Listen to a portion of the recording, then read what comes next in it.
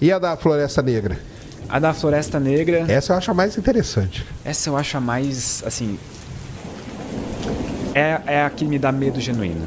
É a que me dá, tipo, me tira o sono de noite, assim. Que eu fico, tipo, ok, se essa parte for verdade e essa solução for a correta, a gente tá muito ferrado.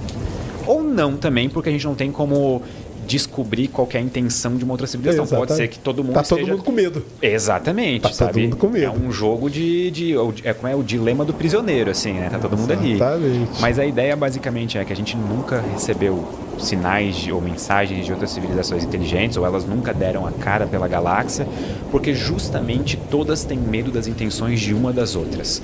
Então, toda a vida pela galáxia é um constante jogo de vou me esconder porque eu não tenho certeza de quais são as suas intenções. Exato. E quem se revelar primeiro corre o risco de ser alvo de uma civilização berserker. Então... então elas se misturam, as duas soluções. Elas se misturam nesse ponto. Uma saquei. Acaba virando a parte, digamos, as civilizações malignas da hipótese da Floresta Negra são geralmente as do berserker. São geralmente as civilizações que querem, tipo, procurar e destruir toda a vida na galáxia. O que faz sentido em um ponto. Os recursos são escassos. Só que eles são tão grandes, tipo assim, a gente está falando de proporções tão imensas de recursos, tipo o tamanho de uma galáxia, que a gente nunca chegou a conceber isso. E a gente provavelmente vai demorar, se um dia vai chegar nesse ponto da árvore tecnológica, de conceber tudo isso. Mas e se para uma civilização suficientemente avançada, realmente chegou a hora de pensar, que nem a gente pensa hoje, os estoques de urânio na Terra vão acabar em 40 anos, e se chegou no ponto que uma civilização pode começar a pensar, os estoques de urânio na Via Láctea vão acabar em 10 milhões de anos. Então acho melhor a gente começar a destruir tudo que use isso, sabe? Saquei. É uma possibilidade, né? E ela tem, o pessoal entender, ela tem esse nome da Floresta Negra, que é a mesma coisa quando a gente entra numa floresta, né? Você não quer, sabe? Você não sabe que bicho que tá ali escondido, né? Eu odeio a sensação, por exemplo, de estar, sei lá, vai acampar e acender uma fogueira no meio do nada, sabe? No meio do escuro. Porque aí você já deu sua localização. Já deu. Tipo, acende duas fogueiras, entendeu? E fica numa outra, sabe? Porque daí pelo menos tem enganar, 50% de chance de não ir na tua, sabe? Exatamente. Ou vai nas duas e tá todo mundo ferrado. E aí, nessa ideia da Floresta Negra, entra... Então é legal, né? Porque ela tem a ligação com o Berserker, mas ela tem a ligação com o sinal UOL, né? Tem. Porque a gente recebeu esse sinal. Uma vez só. Nunca mais... Por que nunca mais se repetiu? E se foi uma civilização que chacoalhou um galinho da árvore ali, né? E agora a gente botou a cabeça pra fora dos galhos, assim, e a gente tá tipo, é o próximo, sabe? A gente agora tá só esperando. Mas aí o lance da gente... Então, aí o lance da gente mandar a nossa localização, que começou com o Carl Sagan, né? Sim. Que mandou lá no disco. Filho da mãe, Carl Sagan, você. Só que o dele ainda foi benéfico, se for pra pensar, porque não era emissão de rádio, era emissão eletromagnética. O cara tinha que pegar o disco, né? Tipo, alguém vai ter que achar a Voyager. Ela emite sinais, mas são fracos e são direcionados à Terra. Então, é uma dificuldade logística aí. Então, acho que ainda a gente pode fechar o olho assim e fingir que nunca aconteceu. Mas e aquela iniciativa da 2000 e alguma coisa, que a gente mandou uma mensagem para um aglomerado globular? Sim. Tu lembra qual? Mensagem de recibo, que você diz? Não. Mais nova agora. Mais nova. Sabe quais foram as mensagens? Uma coletânea de tweets. Porque era uma mensagem promocional. Mas aí então tá tranquilo, cara. Os caras vão lá, pô, esse bando de ignorante. Não vamos lá. Deixa, eles mesmo vão se matar um dia. Então, tipo assim, a gente faz. Os caras estão brigando por One Piece, cara. Imagina pega a treta do One Piece e manda pra uma civilização. Na hora que a civilização vem, vai lá, o quê? Os caras estão brigando por One Piece, cara. A gente não precisa ir lá matar esses caras, não. De jeito nenhum. Eu vou passar longe. Vai que passa pra todo mundo, sabe? Tipo, exatamente. Deles, né? Esses caras, eles vão se matar. Mas então, porque aí ela junta com a do Berserker, né? Que a gente tá mandando sinal. Se o Berserker diz que todo mundo é todo mundo mal, e aí? Então, mas o Berserker não diz que é todo mundo mal, tá. Que só precisa de uma ser mal. E aí a gente começa a entrar num jogo de probabilidades. Certo. Por exemplo, se eu tô numa sala com 50 pessoas, concorda comigo que, mesmo sem conhecer ninguém, existe uma probabilidade não nula de alguém ali ter uma, tipo, claro. umas intenções não tão boas, digamos, sabe? Por própria, sei lá, natureza humana, coisa do tipo. Então já começa, sabe, a ficar... Imagina se a gente tem 1000 civilizações na galáxia e 999 são boas, que nem a gente. Mas basta uma, né? Aquele 1%, sabe? Só aquele... É 1% vagabundo. Exatamente. Literalmente, nesse caso. Então, aí é complicado. A gente mandando, né? E a gente mandando. Eu sou contra esse negócio de mandar, cara. Ou fizesse uma enquete mundial, né? E aí? A gente manda nosso lugar ou só fica ouvindo? Porque também ficar só ouvindo também é meio chato, né? É meio estranho, né? Tipo, é meio... Porque já parou pra pensar que se a gente tá ouvindo ativamente alguma coisa, a gente só não se deu conta ainda? Tipo, sei lá, um sinal periódico de frequência extremamente baixa ou alguma coisa do tipo, que a gente ainda não se ligou que, tem um padrão aqui, sabe? Sei lá, se os picos da onda se juntam a cada, sei lá, 30 anos, sabe? Uma coisa bizarra, assim. Ou se a gente estiver apontando pro lado errado também, né?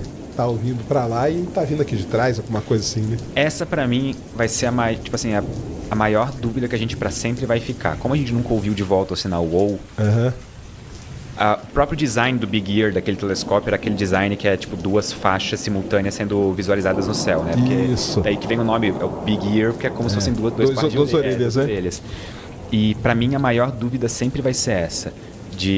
Será que o sinal foi um erro, um ruído estatístico, tipo alguma coisa que deu errado, sei lá, alguma origem não sintética para aquele sinal, ou até mesmo terráquea a origem, ou será que isso foi alguma coisa que realmente veio de fora e durou só aquele tempo, a gente não tem como confirmar de onde que veio? Porque o próprio local da galáxia, de onde veio, dependendo de qual das duas faixas de orelha tiver sido a origem verdadeira do sinal, a gente tem locais completamente diferentes, setores completamente diferentes da galáxia. E aí, sabe? O que a gente faz? Mas aí você acha, então, que o WOW, então, foi o cara colocou ali, balançou o galho, viu que a gente registrou assim, e aí se escondeu. Por tudo que eu li para fazer o vídeo do sinal WOW, eu tenho opinião pessoal de que eu acho que até hoje é a melhor evidência de vida fora da Terra. Não acho que é uma prova, não acho que é uma mensagem que veio de alienígenas. Mas assim, se a gente tem um lugar para começar a procurar, eu acho que o sinal WOW talvez seja o melhor, até hoje. Saquei. Mas e se o cara balançou ali o galho e foi pro outro lado também? Imagina, pode ser uma tática também, né? Imagina assim, ó. A tática das duas fogueiras lá. Aí só tem que criar uma hipótese, cara, pra solução do paradoxo de Fermi, ó. A teoria das duas fogueiras. Aí, ó. Eu tenho uma ideia ainda melhor. A gente descobre vida fora da Terra, a gente vai até eles, emite um sinal e sai correndo. Sabe? Entendeu? A gente bota a cabeça pra fora do galho neles e volta pra Terra correndo. Mas aí é muito arriscado, né? Tá doido. Então, a gente soluciona o problema, a gente vê o que acontece. Se eles morrerem dentro de 50 milhões de anos, a gente sabe que tem uma civilização maligna na galáxia, entendeu? Matemática é muito simples. Exato. Então é isso, né? Os caras se esconderam e a gente... Então, vamos ver, né? O que vai acontecer. Mas o paradoxo de Fermi, ele cria várias outras coisas também, né? Tem os filtros, né?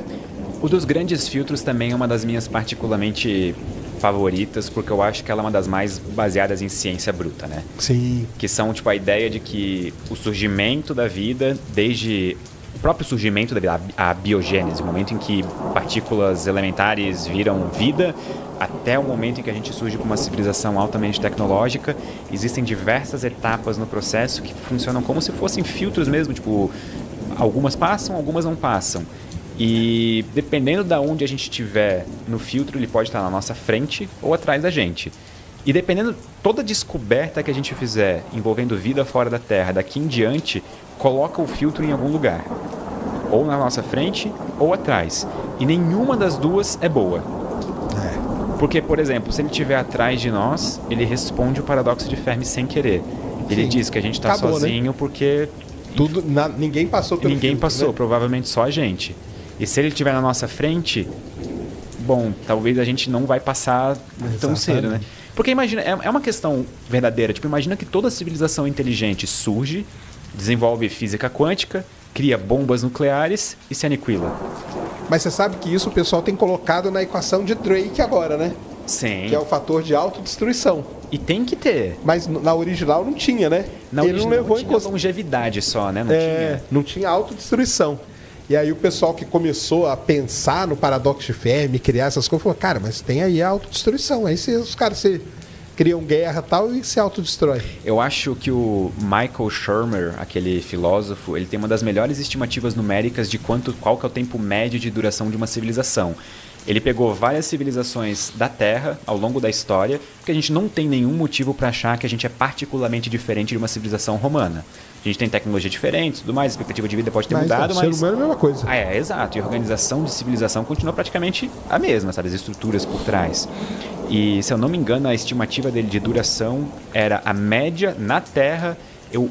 Assim, o valor pode estar quebrado na minha cabeça, até se alguém quiser verificar depois aí nos comentários, eu mandar um superchat, mas era de cerca de 324 anos. Era uma coisa assim.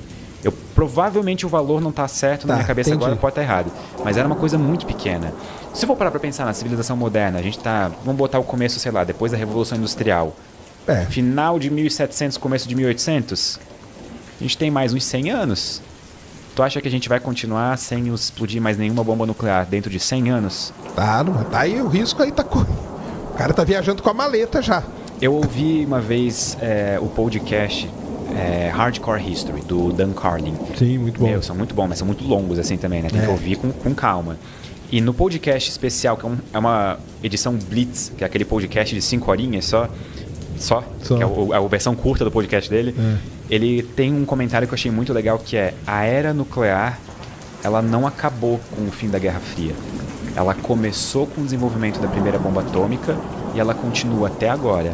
A ameaça de aniquilação mútua da civilização humana continua até os dias de hoje. Só que, por exemplo, eu sou de uma geração que eu não vivi isso na pele, diariamente. Os meus pais viveram. Tu provavelmente viveu também.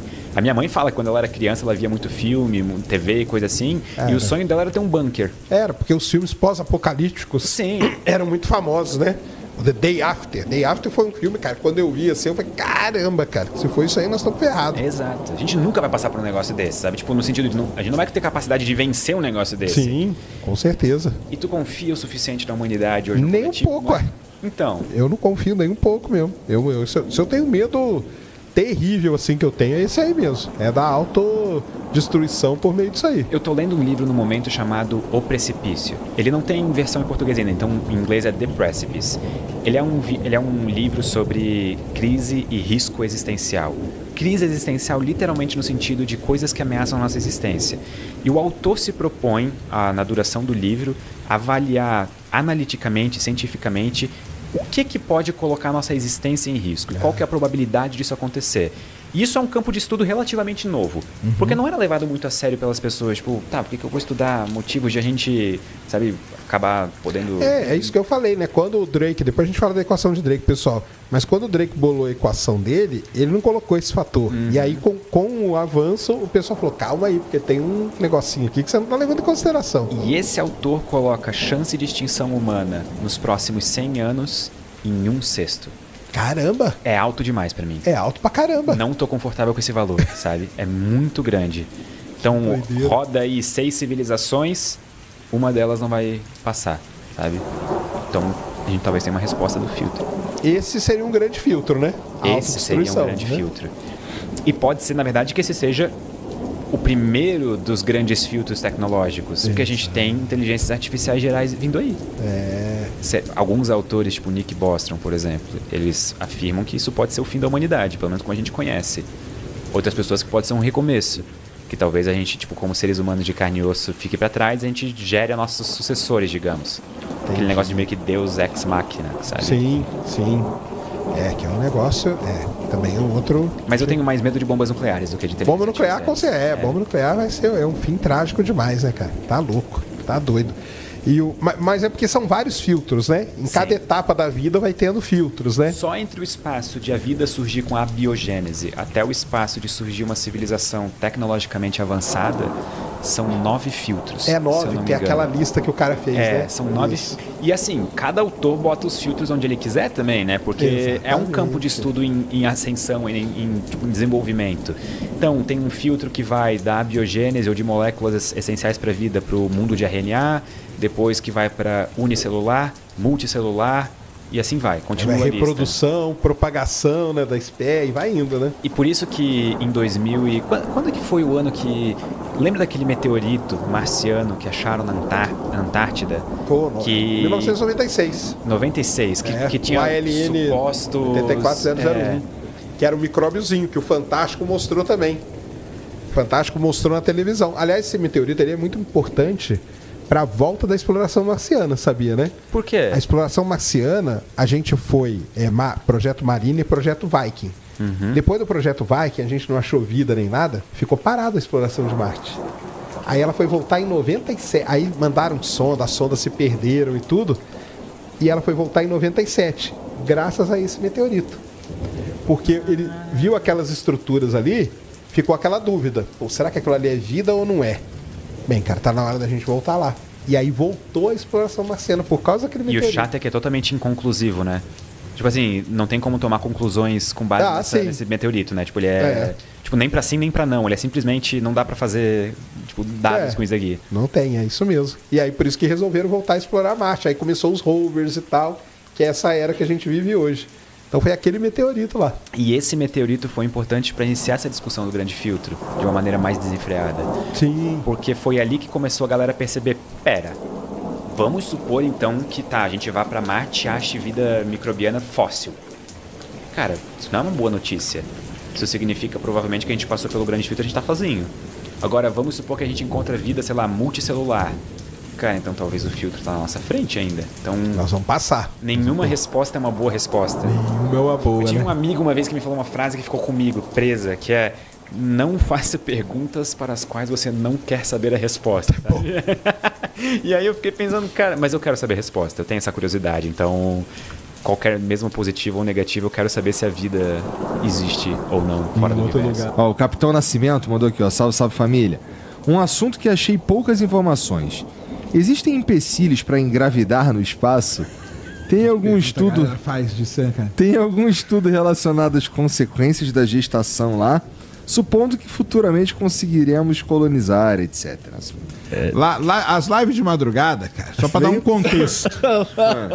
Diz aí, Pedro, tá tendo muito lançamento de madrugada. Tipo, cadê a galera? Eu falo assim, cadê a galera da madrugada aí? Cadê a galera da 4h20 aí? São as melhores numa live que tem. Tem menos gente, mas vem cada coisa. E quando pega 4h20, cadê a galera das 4h20 aí, ó?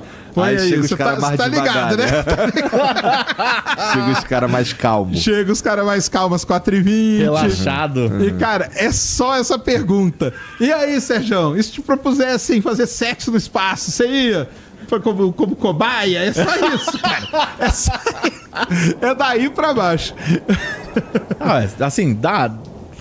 O problema é, assim, tem umas histórias aí que rola que parece que alguém já se pegou ali na estação espacial. Mas é tudo aquela história, né? Não 6 meses sozinho lá. Só no 5 contra 1. O 5 contra 1 rola, deve vir de voar uma parada. Cara, mas tem que tomar muito cuidado, né? Senão agora o 5 contra 1 na microgravidade vai ser... Tem uma história boa. Eu vi essa lá na NASA. Os caras falavam que eles tinham uma mania, principalmente na época dos ônibus espaciais, de comer M&M's. Né? E eles não podem falar M&M's, eles falam tipo WW, que é tipo E aí eles comiam M&M's e eles ficavam fazendo graça de jogar M&M um pro outro. Tum, pros caras comer. E aí falou que um dia um cara comeu M&M's que era marrom, e aí o cara descobriu que não eram M&M's. Porque deu problema no banheiro, cara. E era um M&M's processado. E aí, desidratado. Desde então eles não mandam mais M&M's marrom pra estação espacial, porque só do amarelo e do vermelhinho. Pastilha de merda. Exatamente. Caramba, cara. Que delícia. Mas aí agora, falando da parte médica do negócio, isso é um dos grandes problemas do espaço, né? É estudar o que acontece com o corpo humano. Sim. Mulher em si, por conta de ter útero e tal, são muito mais estudadas até. Não existe dúvida se elas podem ficar estéreo ou não, entendeu? E o problema é engravidar no espaço e fazer a gestação no espaço. Isso aí, muito provavelmente, algum dia eles vão testar ainda, ou vão pra estudar. Vai acontecer. É o que vai acontecer, entendeu? Vai acontecer. Vai ter um adolescente que vai fazer bobeira. É isso mesmo. Então você vai ter que testar pra ver como que é, porque deve ser um negócio estranho, né, cara? Porque é em microgravidade, como que vai ficar a criança? E tem a questão de, dependendo da onde você tá fazendo, né, vai ter essa criança no espaço, é complicado. Na órbita da Terra, onde tá a estação espacial, não é tão ruim. Agora, se você for pra Lua, é muito ruim. Se você for pra Marte, é ruim também. E no caminho pra Marte é pior ainda. Então, tem o efeito da radiação que vai ter que ser estudado, entendeu? E a gente não sabe como afeta o desenvolvimento de um feto durante tanto tempo de exposição. Assim, a gente sabe pela radiação de quem já teve acidente que não é bom, entendeu? A parada. Então, e sem contar que tem até a questão de, vamos supor, que seja uma viagem para Marte, aconteça isso. Pode ser que uma criança que nasça em Marte, ela não consiga se adaptar para viver na Terra. Pode ser, a gente não sabe, mas o corpo da pessoa, ela não foi... por mais que a gente tenha uma herança evolutiva, ela é um potencial, né? Ela não é um... Assim, o corpo vai ser diferente. A pessoa vai ficar mais alta, né? Que tem essa hipótese que a pessoa vai ficar mais alta porque você tem menos gravidade. Então você tem toda uma área que eticamente é extremamente complexo de se estudar e provavelmente vão esperar acontecer, entendeu? Porque vou falar assim, vamos mandar um casal lá pra Furum-Funfá e ver o que acontece, entendeu? Tipo... Ou vamos mandar sei lá, um clone, mas aí outras discussões precisam ser exatamente. Né? Então, porque o mais seguro seria, né? Manda um... Mas aí, é um feto que ele tá sendo enviado numa missão que prevê que ele será destruído, então... Provavelmente eles já fizeram isso com célula e tudo mais, uma pancada de vezes. Só que um ser humano é um organismo extremamente complexo, né? Bom, mas estamos falando de...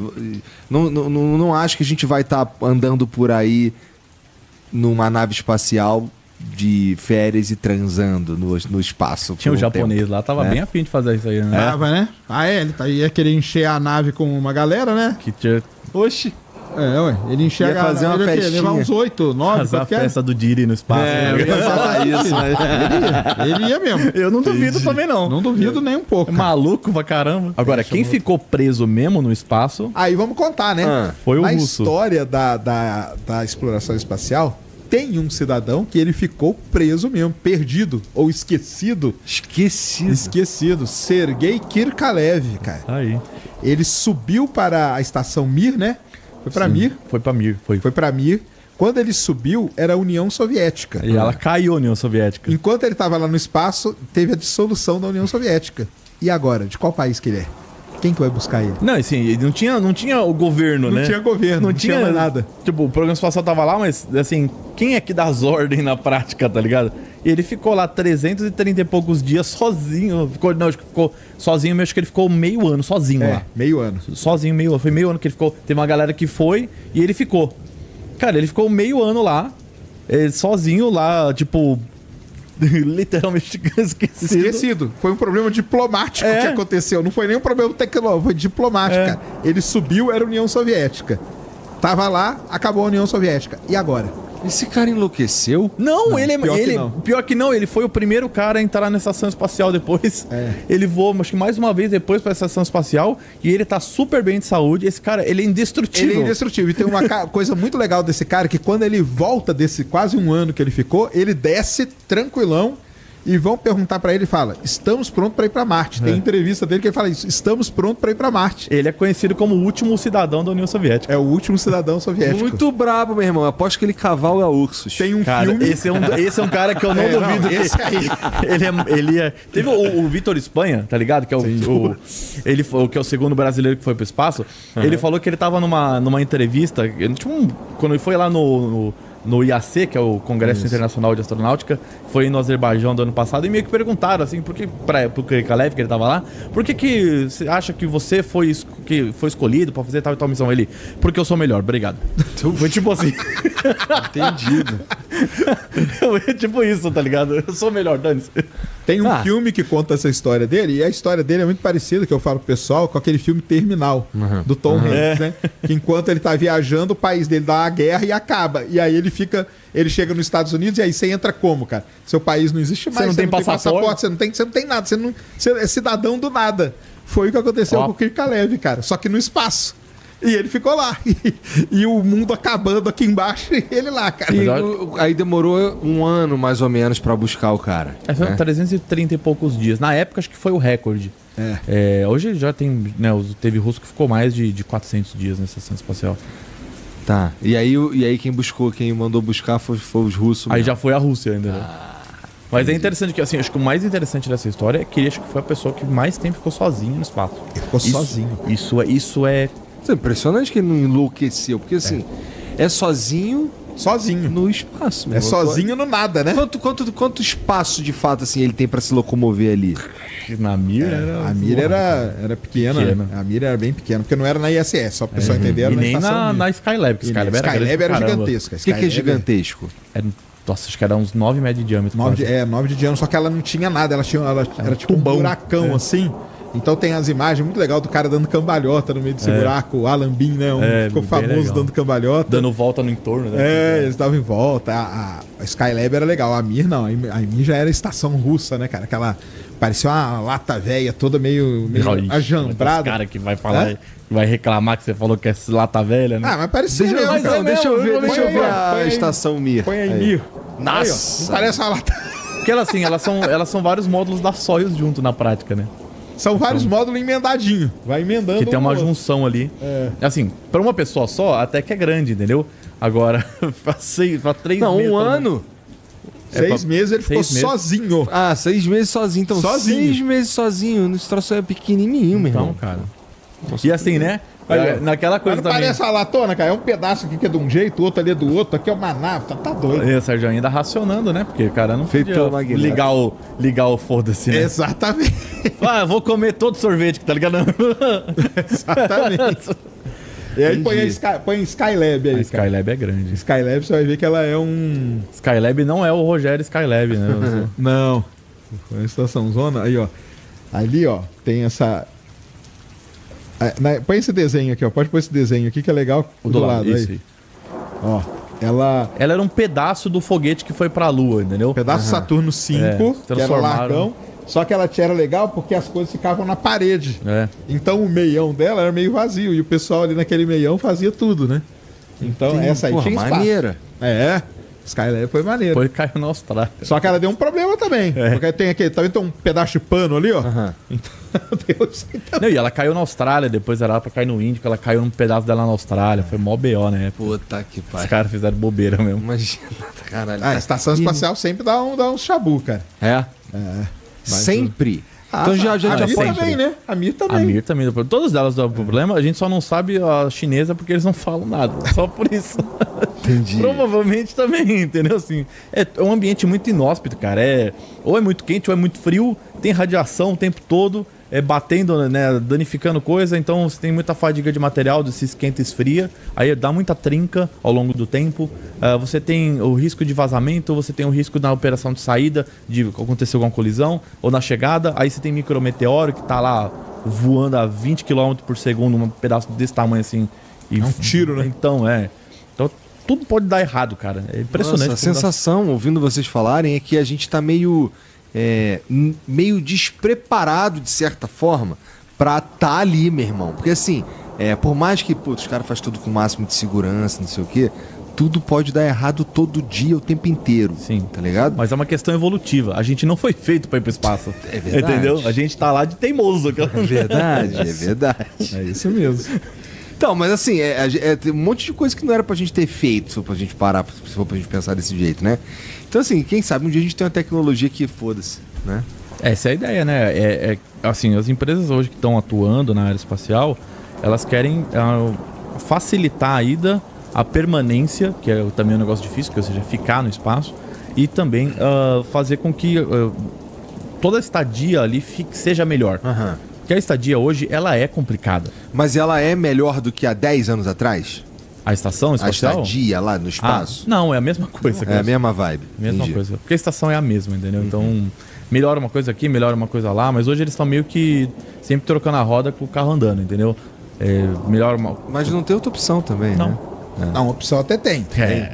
Que é o famoso cilindro de O'Neill. Não é tão famoso assim, não. Não era o porque eu toroide sei de qual é, Stanford, não. ou Tu não? sabe É qual que é a o mesma coisa, cilindro de O'Neill? Qual que é o Cilindro de O'Neill, cara. Cilindro de O'Neill é... Todas as naves da ficção usam ele. Desde do 2001, a O Perdido em Interestelar Marte, também. Interestelar, que é você colocar um disco, o toroide lá, girando.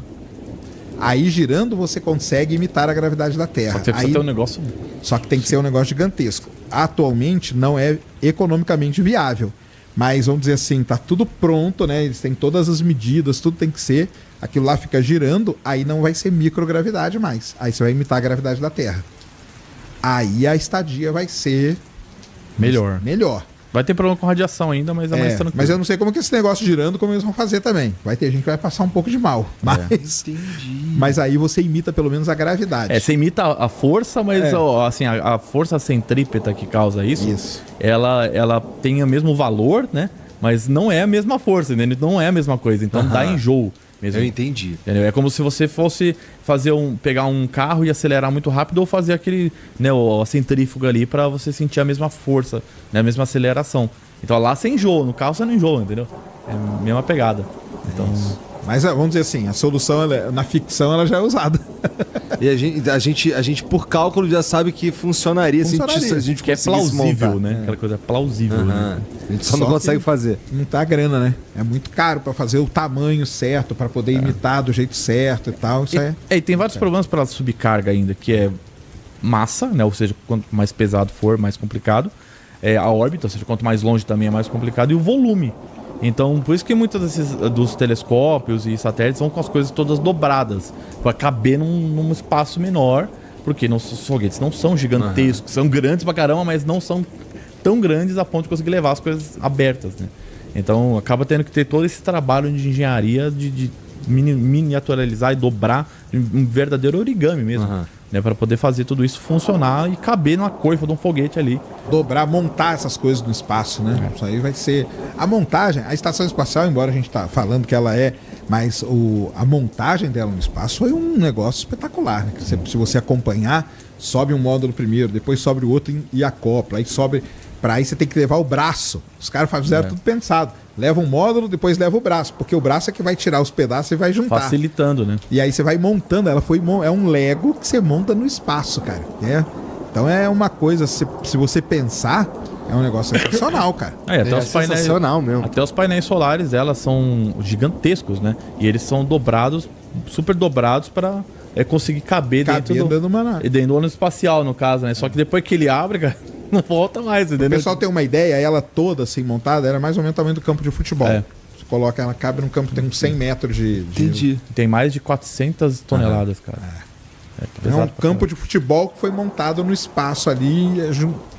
E que é legal pra cacete também. Mas, ó, o cara que ele fica lá... vamos lá, os caras vão ficar lá 8 meses.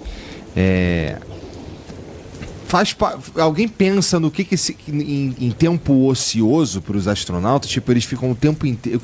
Porque, assim, viu um Netflix? O que tem pra fazer lá? Eles ficam trabalhando metade do dia e o resto é aquela coisa que nem plataforma, né, Sérgio? Trabalho confinado, cara. Trabalho de embarcado, Tá descansando, mas... 12 horas de trabalho, 12 horas de descanso. Deve ser lá, não sei quanto tempo mas assim, sem contar então, que mas assim... 12 horas de descanso Tudo bem, você pode fazer o que você quiser, mas, cara, você tá tão cansado que você vai querer ficar descansando. E não tem muito o que fazer também. Então, não tem o que fazer, na real, né? Tu vai ficar... Na plataforma ainda tem plataforma que tem academia e tal, mas lá tem academia também. Eles fazem. Tem. Todo dia eles fazem 2 horas. Aliás, eles são obrigados a fazer, porque senão aí o músculo vai pro saco. Aí vai pro saco de vez mesmo. Músculo, osso. Entendi. Então, ruim de tudo tem o que fazer, né? Tem, sei lá, academia. Eles falam que eles ficam muito tempo também na cúpula, que é aquela área onde tem umas janelas grandes ali, grandes para níveis da estação espacial. Né? Coloca aí, cara, cúpula ISS. É bem o lugar legal. onde eles vêm até e tiram as fotos. Super desse bonito, lugar aí. cara. É um pedaço muito legal da estação mesmo. E aí eles têm muita coisa para fazer lá na prática. Essa foto daqui de baixo que tem uma moça loira é uma bem clássica da cúpula. Isso aqui é um pedaço que ele é cheio de janela, tá vendo? E é dali que eles vêm à terra e tudo. O pessoal chama de cúpula. Né, cara? Incrível. E aqui pregado em volta é só câmera. Câmera de fotografia. Câmera, lente. Tudo mais. Ali tem uma dela ali, ó. Coloca ela ali, Vitão. Essa aí. Pra ver como que é por fora, tá vendo? Como que é? E essas são umas tampas de proteção que eles colocam tanto para radiação quanto para impacto, né? De coisa. E fica ali, o astronauta ali tirando as fotos. Então Estúdio de chroma key legal esse daí. Chroma key. É o Kubrick que desenvolveu. O Kubrick que ensinou a galera. É isso mesmo. Vou contar o caso, hein? Pra acabar aí a sexta-feira de vocês vão ficar arrepiados. Então, eu entrevistava a galera. Entendeu?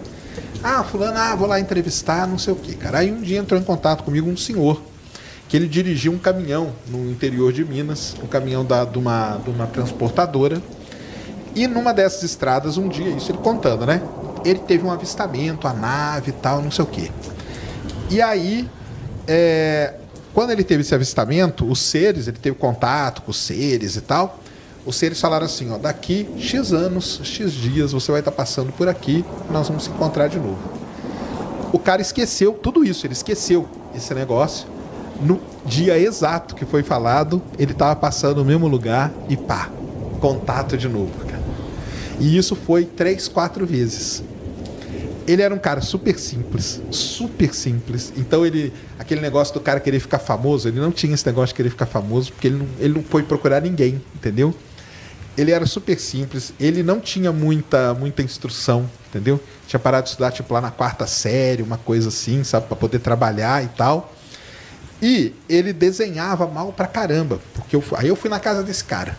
Comecei a conversar com ele e tal, fazendo uma entrevista mesmo de ufologia com o cara.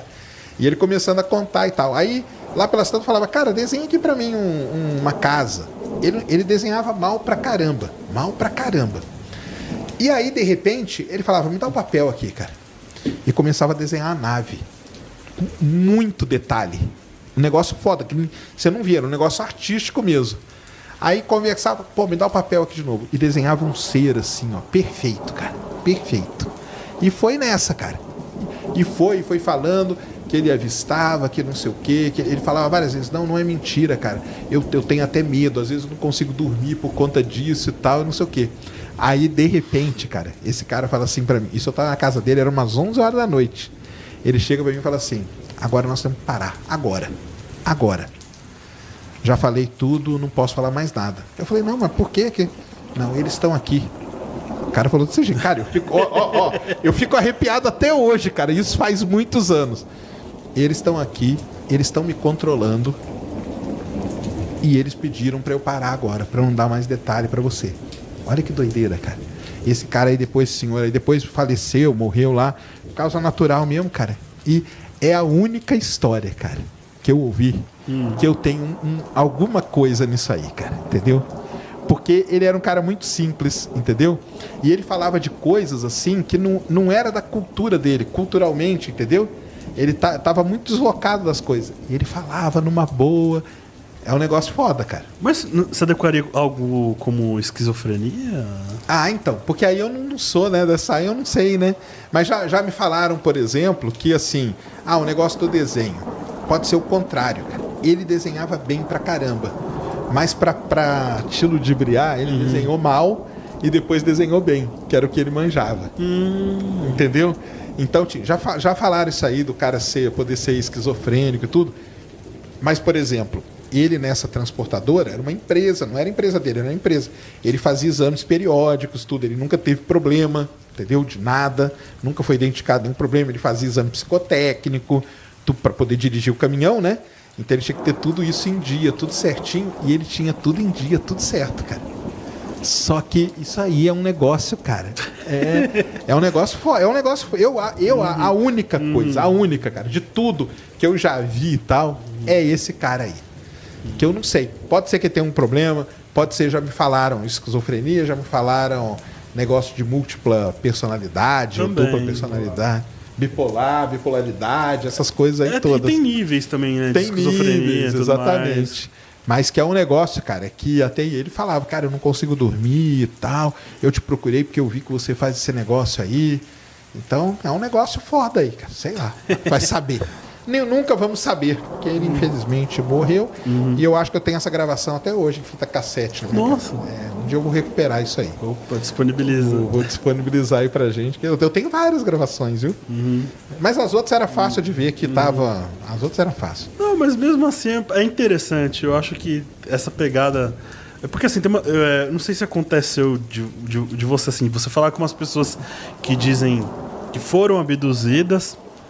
E não parece que ela tá com o objetivo de te enganar, mas parece que ela realmente acredita naquilo. Exatamente. Eu acho que isso tem uma importância muito bom pra psicologia, assim. Sim. Esses estudos de caso. Ele podia ter algum distúrbio psicológico, tudo isso aí. Exatamente. Pode ser alguma coisa desse tipo mesmo. Isso mesmo. Aquela nave charuto lá, que é nave, se é asteroide, não teve um papo lá? Teve. Explica isso daí pro pessoal, nem eu sei direito o que era. Era um formato estranho, né? Isso. Em 2017, descobriram um objeto que entrou aí no sistema solar. E quando você descobre, por exemplo, um asteroide, né? Você observa ele, qualquer telescópio, você vai lá e calcula a velocidade dele. Quando você calcula a velocidade, que é bem fácil de calcular, você sabe mais ou menos a órbita dele e fala, beleza, esse asteroide vem de uma região ali, ou do cinturão de asteroides, ou tal. Quando esse objeto passou, que eles calcularam, eles viram, cara, que a órbita dele mostrava que ele era de outro sistema planetário. É um objeto interestelar que a gente chama. Ou seja, ele nasceu numa outra estrela, que não é o Sol, foi expulso de lá de alguma maneira, veio viajando pelo universo e entrou no nosso sistema solar. E agora foi capturado? Não, ele não foi capturado não, porque a velocidade dele é muito grande. O Sol não pegou ele? Não pegou, ele vai embora. Caramba. E aí ele passou. Quando descobriram esse objeto, tem um telescópio hoje que ele só faz isso lá no Havaí. Ele só fica tentando descobrir objetos aí, talvez até um que possa chocar com a Terra, né? Vamos supor. Então ele fica vigiando o céu atrás desses objetos. Quando ele descobriu esse objeto aí, quando eles fizeram as imagens, os primeiros dados, ele não era um objeto, não era uma esfera, não era nem meio irregular, não. Ele tinha um formato dentro do charutão mesmo. Ele tem tipo 400 metros de comprimento por 100 de largura. Então ele é 4 vezes mais comprido do que ele é largo. Então, né, como se fosse mesmo. Deram o nome para ele de Oumuamua, que é um nome lá do Havaí, em homenagem e tal. E aí, cara, começa toda a confusão, né? Exatamente. Por exemplo, é uma nave ou não é? É uma nave. E aí? Aí começaram, tentaram procurar transmissores nesse objeto. Como que procura transmissor por telescópio? O radiotelescópio. Tá. Radiotelescópio. Se tiver um transmissor de rádio ali, o radiotelescópio vai pegar o sinal dele. Então tentaram, não encontraram nada. Tentaram fazer várias... Aí começou... Começou, cara, um monte de ideia maluca, né? Que ele é sim, é uma nave que veio mandada e tal, não sei o quê. O que aconteceu, cara? Um astrofísico muito famoso de Harvard, ou seja, o cara tem, né? Tem autoridade ali pra falar. Chama Avi Loeb, o nome desse cara. Muito famoso mesmo. Ele, cara, defende que é uma nave alienígena. Baseado em quê? Que é uma nave... Cara, ele tem lá as teorias dele, né? De acordo com o tamanho. Porque o que aconteceu com esse objeto foi o seguinte. Ele passou pelo Sol e quando ele estava lá perto de Saturno, ele deu uma acelerada. Tipo um cometa. Cometa acontece isso. O cometa vem porque o cometa começa a perder os gases e tudo mais. Explosão. Vai expelindo aquilo ali e ele dá uma acelerada. Só que quando o objeto passou aqui perto da gente... A gente não viu nenhuma característica de cometa nele. Ele era um asteroide, ele era bem parecido com um asteroide. Como que lá perto ele pegou e acelerou? E outra, ele começou a girar também, meio esquisito, entendeu? E aí o cara falou, cara, essa aceleração aí, é lógico que é alguma propulsão que tem o objeto, entendeu? Porque é o negócio seguinte, cara.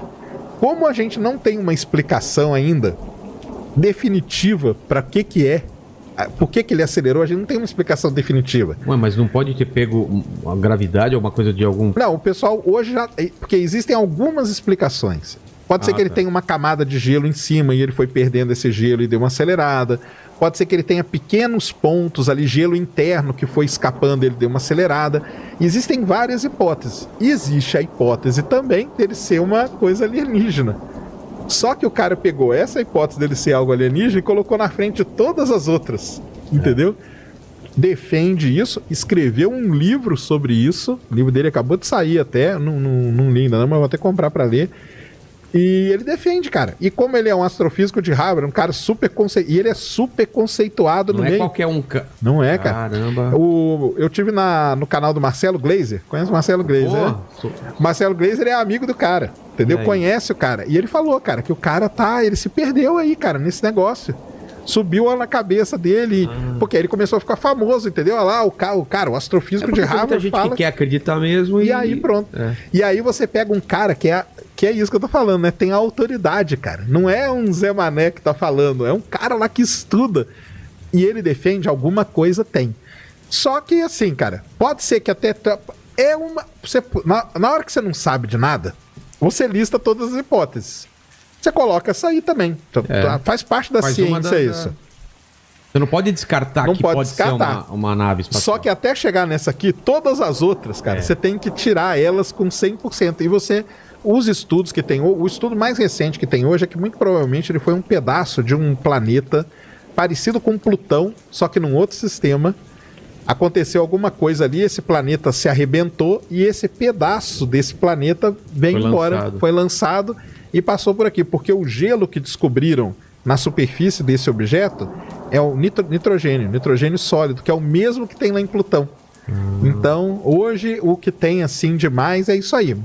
É o que eu falei, cara, a gente não sabe, o objeto ele tá muito longe, ele é muito pequeno, ele anda muito rápido, é muito pequeno difícil. Quanto? 400 metros, né? Ele tem 400 metros de comprimento por 100 de largura. Era maior. Então ele é muito pequeno, ele anda muito rápido e ele já tá muito longe pra gente poder ter um estudo assim muito detalhado. Nem dava dele. tempo de mandar alguma coisa pra colar nele. Não dava. Porque quando descobriu, ele já tava indo. Ele muito, Se muito o Bruce rápido. Willis não tivesse velho, né, cara? Exatamente, mandava ele, né, cara? Pô, mandava lá. Eu não sei por que não chamaram de rama, né? Porque, pô, parece a descrição do... Mas todo mundo... Isso, Não exatamente. É exatamente isso. Pra quem não leu o Encontro com Rama, tem uma nave circular meio nesse formato aí que vem pra Terra e também o pessoal fica... É asteroide, é não sei o quê, e aí descobrem que é uma nave. Tem uma muita semelhança mesmo com a história do Ramos. Isso aí tem mesmo. É uma doideira. Doido, cara. É uma doideira mesmo. Cara. Mas aí chamou a atenção. Depois, em 2019, descobrimos outro. Só que aí já era um cometa mesmo, também que veio de outro sistema. E o mais legal é que hoje a gente já tem uma ideia que deve ter muitos desses objetos por aí.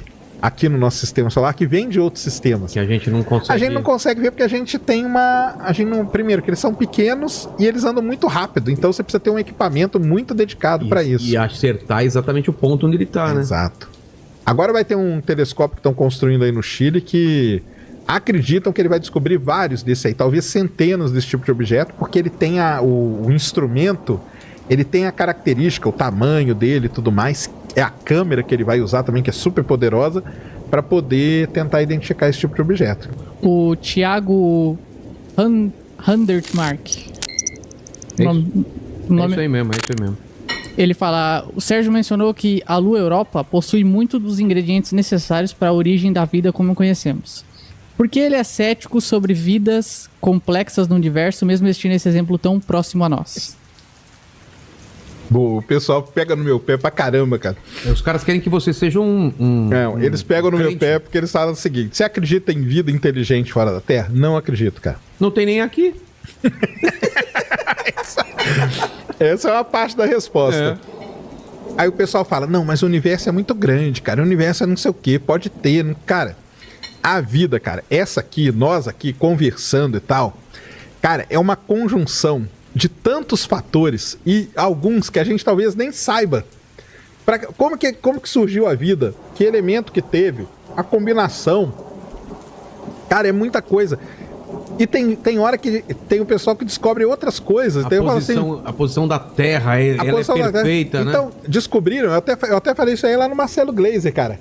Descobriram ano passado que a Lua protegeu a Terra durante 100 mil anos, que foi um período ali crítico para a vida poder se desenvolver. Lembra do exemplo lá do bolo? Sei.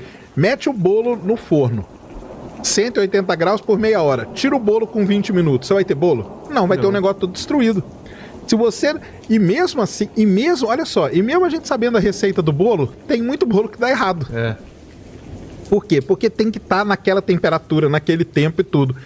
Cara, a vida tem muitos fatores, muitos, cara. A gente não sabe. É o lugar onde está a Terra, é o tipo de estrela, é a quantidade de radiação, é o campo magnético, não sei o quê, é o tipo de nutriente, sei aonde, é a Terra ser um planeta vivo, ativo, onde a superfície está mudando, é ter a quantidade de água certa, é ter o tipo de água certa, é muita coisa e é coisa que a gente nem sabe. Então, para uma vida se desenvolver ao ponto de chegar na nossa, evoluída, conversando, construindo coisa, para mim, não tem mesmo. Agora, em Europa e em Célula, deve ter vida simples, vida microbiana e tal. Não tô falando que você vai chegar lá e vai ter um tubarão gigante no oceano, mas devem ter micróbios e tal, porque aí é muito mais simples, cara. Você não precisa... Para a vida chegar no que a gente conhece, precisou de quantos? 4,5 bilhões de anos, que é a nossa idade, a idade da Terra. Agora, para a vida virar um micróbio, não precisou disso tudo.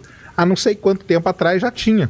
Então, é por esse motivo. Mas o pessoal gosta de pegar no pé nesse... Mas o lance de você achar que não tem vida inteligente ou não tem uma civilização, ou não teve também para o passado também. Também para o passado. Então vamos colocar. E aquelas contas que o pessoal faz, sabe? Eu não sei como chama essa conta de o número de planetas... É isso, chama equação de Drake. Exatamente. Isso. O Drake foi um físico, né, lá atrás, lá na década de 60, acho que por aí. Ele desenvolveu uma equação que ela tenta dar uma... O resultado dela é uma probabilidade. A probabilidade de ter uma civilização inteligente. Só que só na equação de Drake, cara, tem muita coisa ali que a gente não sabe, que a gente chuta. A gente chuta. Então ele leva ali em consideração número de estrelas parecidos com o Sol, número de planetas, por exemplo, número de planetas parecidos com a Terra. Já é uma coisa que a gente não sabe. Aí tudo bem, a gente pode chutar um número? Ele pode, a gente chuta algum número. Só que se eu chutar outro número, vai dar outro resultado, cara, entendeu? Então a própria equação de Drake, que já é uma coisa relativamente simples, que tem poucas variáveis, a gente já não consegue completar ela. Imagina o quanto mais coisa que tem.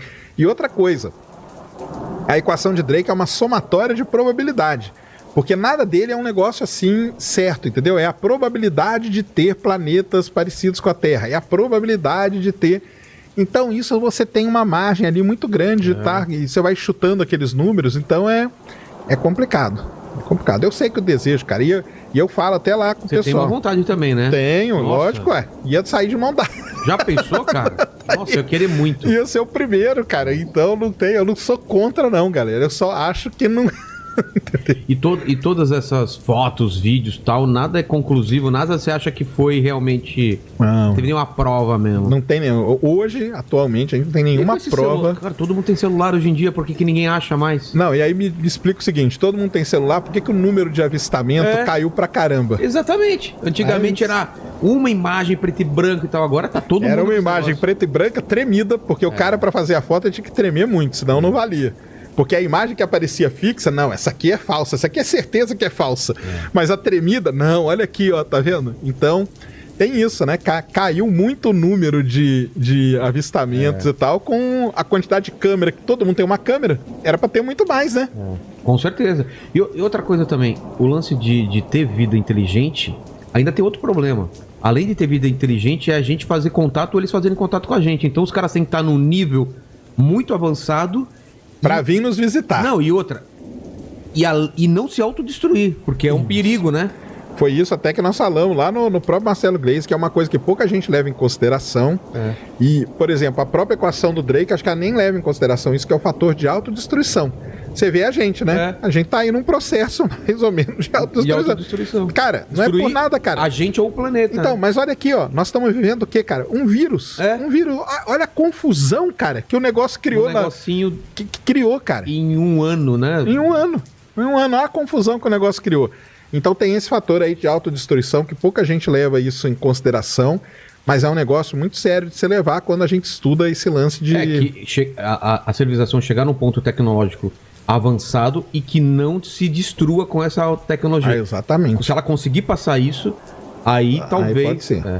Cara, e aí ela tem que vir nos visitar. E aí eu até brinco lá no canal, né? Tem que querer, né? Cara, você acha que vai vir um extraterrestre, vai viajar metade da galáxia pra vir aqui em Peruíbe, que eu não sei porque eles adoram Peruíbe, amassar mato ali em Peruíbe. É São Tomé das Letras, né? São Tomé das Letras, Peruíbe, que eles gostam. Prudentópolis, no Paraná. Adoram. Varginha. Minas, eles gostam bastante de Minas. Eles gostam, entendeu? O cara vai vir aqui amassar mato, vai vir aqui furar a vaca, entendeu? Porque o cara vai fazer isso, empilhar pedra. Não, essas pedras aqui foi os caras que... Não, cara, o cara não vai atravessar a galáxia fazer isso, não. Se eles fizerem isso, são muito burros, cara. Eles iam entrar aqui destruindo todo mundo, cara. Nem ia sobrar ninguém pra Até o lance das pirâmides, né? Já tem resposta pra como foi construído, né? E tem esse negócio. Hoje nem tanto, mas tudo que não tinha resposta, alienígena. ET. Mas isso aí é uma coisa do ser humano, cara. De preencher cara, uma lacuna. A gente não sabe a explicação, então, mas é alienígena, e cara. no passado era demônio, né? Aí substituíram por alienígena. E agora vai ser o quê? Não sei o que vai ser daqui pra frente. Né?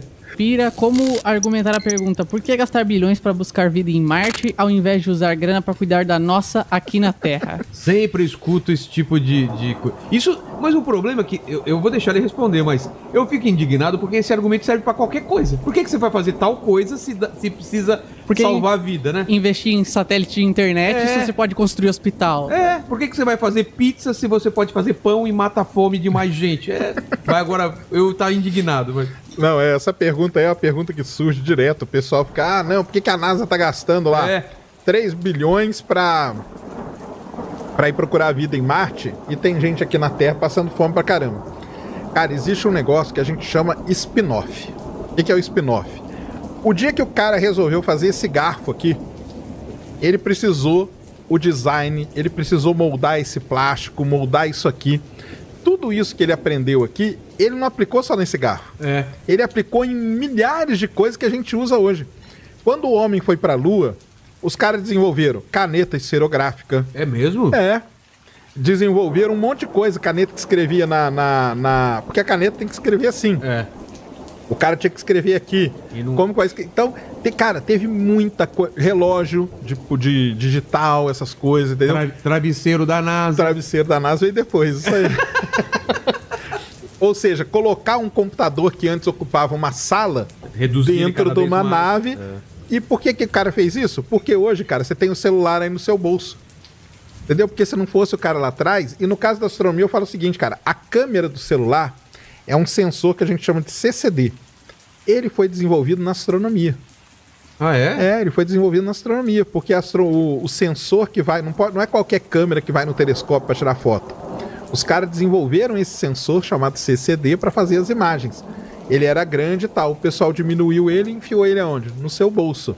Outra coisa... Você vai sair da sua casa e vai para tal lugar. Você vai lá no Waze da vida, você vai lá no Google Maps e você tá usando o quê? O satélite que a gente gastou bilhões para colocar lá para te ajudar, entendeu? Que na teoria não tá matando a fome. Não tá matando a fome, mas ele não foi feito para matar a fome. Mas aí então, vamos para a parte da fome. Plantações hoje. Nenhuma plantação hoje sobrevive sem um sistema de satélite. Ah, é? As colheitadeiras que rodam aí no Mato Grosso todo, todas elas são guiadas, todas elas são monitoradas por satélite, porque se aquela colheitadeira andar a cada dia 100 metros a mais, aquilo ali vai causar um prejuízo de não sei quanto. Entendeu? Então os caras fazem o traçado do jeito que eles vão colher e tudo mais, é tudo calculado por satélite. Elas têm um sistema de GPS delas, é super preciso para elas andarem daquele jeito. Minério de ferro, que é tirado lá de Carajás, por exemplo, aqueles caminhões todos, a movimentação deles é estudada por GPS para você não perder, porque se um caminhão daquele atrasa um pouquinho, o somatório de tudo isso vai dar muito problema lá na frente. Outra coisa, aonde plantar? Então o cara tá falando de comida, eu vou falar de comida. Aonde você vai plantar o arroz? Você precisa do satélite, cara, porque é ele que vai indicar qual que é o melhor terreno para você plantar. Aqui chove mais, aqui chove menos, aqui a temperatura é tanto, a umidade do ar é tanto. O arroz só nasce numa determinada condição. Então você precisa disso. Isso que eu tô falando assim, específico de comida, que foi o que ele falou. Mas fora isso tem os spin-offs que a gente fala, que é, por exemplo, cirurgia da catarata. Foi desenvolvida na Estação Espacial. Por quê? Porque a Estação Espacial ela é um excelente laboratório, cara. Primeiro, ela está fora da Terra, então tem vários efeitos que a gente tem aqui na Terra, no nosso laboratório, que a gente não tem lá. Magnetismo, radiações diferentes, variação de temperatura muito grande. Micro-organismos? Tem menos? Tem menos também, é um ambiente muito mais limpo e tal. Então, por exemplo, cirurgia de catarata é um negócio que foi desenvolvido dentro da Estação Espacial, que hoje, cara, salva muita gente por aí. É feita, né, praticamente, é feita de graça aqui no Brasil para milhares de pessoas. Então... O programa espacial, embora tenha coisas que possam parecer muito longe da nossa realidade, não é, cara. Tem muita coisa que a gente usa e a gente nem sabe, entendeu? Uma coisa independe da outra, né? Não é porque nossa, estamos gastando esse dinheiro que vamos deixar de gastar em outra... Não tira a responsabilidade de resolver o problema da fome. E outra coisa também, que o pessoal fala muito isso, falando assim, cara, porque a NASA tem uma grana infinita. Não tem, pessoal. O orçamento da NASA, ele gira na casa dos 20 bilhões de dólares. Esse é o orçamento. 20 bi. o orçamento das Forças Armadas Americanas gira na casa dos 700 bi. Nossa, eu ia falar que era o dobro. Então, cara, chega pro cara lá e fala assim, por que você tá desenvolvendo esse avião aí com esse míssil, em vez de estar matando a fome da galera? Mas pegam no pé do programa espacial, cara. Cara, eu não entendo isso. É 20 bilhões, não é nada, cara. O orçamento da NASA hoje é muito pequeno mesmo. Se comparado com o PIB americano, é muito pequeno. Ele já foi grande na época do programa Apollo. Hoje ele é muito pequeno e o orçamento das Forças Armadas é gigantesco. Os caras treinam lá no meio do deserto americano, cara. Eles gastam bilhões por dia, só treinando, só dando tiro em pedra, em areia. Mas, é isso aí, porque os Estados Unidos estão envolvidos em guerra e tal. Eles têm a justificativa deles, entendeu? Como a Terra é plana, se você aponta... Você vai ver lá o Everest. Não, eu consigo ver a Torre Eiffel. Se eu tiver alto, porque ela tudo plano. Se eu tiver uma luneta muito forte... Cara, como ninguém pensou nisso da Terra plana? Né? Vou ver o Everest, vou ver a Torre Eiffel. Né? E aí prova, né? Aí prova. Fácil, né? Que doido. E é muito louco, sabe por quê? Porque os outros planetas são redondos, só a Terra é diferente. Ela é diferentona. Mas ela é diferente na teoria deles, é, cara. É a Terra plana, não é Terra plana. Não, mas é porque esse lance Terra plana é o seguinte, cara. Isso aí é muito ligado em religião. Por causa do criacionismo? É, por causa do que eles seguem a Bíblia muito ao pé da letra e tal, e não sei o quê. Então a Terra, ela não é um planeta. Na teoria deles, a Terra não é um planeta. O que é? A Terra é um reino, é o reino do Criador. Tá. Então ela é um negócio diferente. Os outros nem são planetas, são orbes, são coisas que o Criador colocou ali. Então isso na teoria deles. Por isso que os outros planetas, eles podem ser redondos e a Terra não, porque a Terra não é. A Terra é um reino. Tá? E tá tudo... E outra coisa, né? Tá tudo dentro do tal do domo. Então o Sol, a Lua... Tá dentro? Tá tudo dentro. O Sol tá dentro? Tudo dentro. Cara. Isso eu não sabia, não. É, tudo dentro. Não tem coisa pra fora do domo, não tem. Pra fora do domo tem as águas. As águas superiores, que eles chamam. Então o negócio da Terra plana, ele é muito calcado na religião, então. Cara, eu achei que era na maconha mesmo. Acho que os caras fumaram uma maconha e falou, velho! Eu saquei uma coisa, cara, não chama planeta, então é plano. É plano. Se fosse redondo... Era redondo. Aí, ó, tá vendo? Aí os caras rindo pra caramba, alguém escutou e falou, faz sentido, cara. Tá vendo? Aí virou essa loucura. Cara, é isso mesmo. Louco. Mas é muito calcado, eles pegam a Bíblia e vão ali no... Então é por isso, é por isso. Cara, eu não tinha pensado por esse lado. E tá tudo dentro do domo. Não existe universo, não existe espaço, não existe nada disso. É tudo dentro do domo. Tipo uma projeção no domo pra gente se sentir... É uma coisa bonita pra gente ver. É tudo dentro do domo. A Lua e o Sol são luminares, que eles chamam. Tem todo um nome, entendeu? Não, e eu já vi entrevista com os caras... Falam que na Antártida tem um muro alto, tipo o muro lá do Game of Thrones, sabe? Exatamente, tem um muro de gelo. É uma muralha. É um muro de gelo. Olha que louco. Aí você pergunta, eu vi os caras perguntam, tá, e você escalar essa muralha? E eu falo, não, você não consegue, você desaparece aqui e aparece do outro lado, tipo efeito Super Mario. Pac-Man. Efeito Pac-Man. Pac-Man, exatamente. É o efeito Pac-Man, é isso tem mesmo. resposta pra tudo, eles têm E quando eles não têm resposta, sabe o que eles falam? É que eles não querem que a gente descubra, eles. Ninguém sabe quem são eles. É isso mesmo. Parece minha mulher. Quando eu fazia show, ela fala assim, ó, cuidado com essas putinhas, essas minas que ficam dando em cima. Eu falo, quem que são elas? Ela fala, são elas. Eu nunca falo quem é, não. São elas que ficam dando like nas suas fotos. Mas quem dá foto? Elas.